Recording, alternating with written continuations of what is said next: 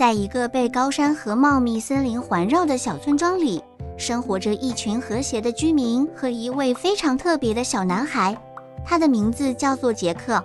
杰克有着一颗热爱大自然和探险的心，他的最大愿望是成为一名伟大的自然保护者，就像他的祖父一样。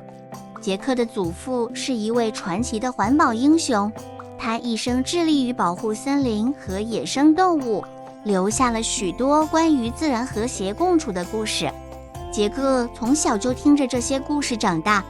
这些故事激发了他保护自然的热情。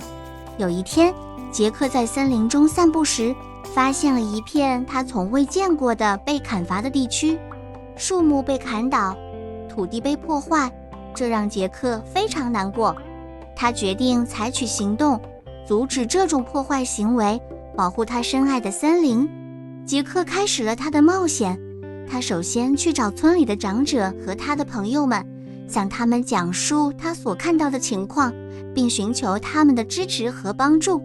在杰克的努力下，村庄的居民们开始意识到森林对他们生活的重要性，他们决定一起行动起来，保护他们的绿色家园。他们组织了清理行动，种植了新的树木，并与附近的其他村庄合作，共同制定了一套保护森林的规则。杰克还发起了一个教育项目，教育村里的孩子们如何照顾自然环境，让他们从小就了解自然保护的重要性。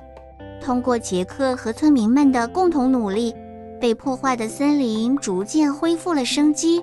动物们也回到了这片土地上。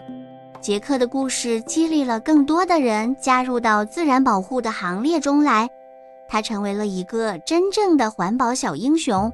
亲爱的孩子们，让我们向杰克学习，用我们的行动和爱心来保护这个美丽的地球，让我们的家园永远绿色和美丽。现在闭上你的眼睛，想象自己在那片充满生机的森林中，感受大自然的魅力。晚安，孩子们，愿你们有一个甜美的梦。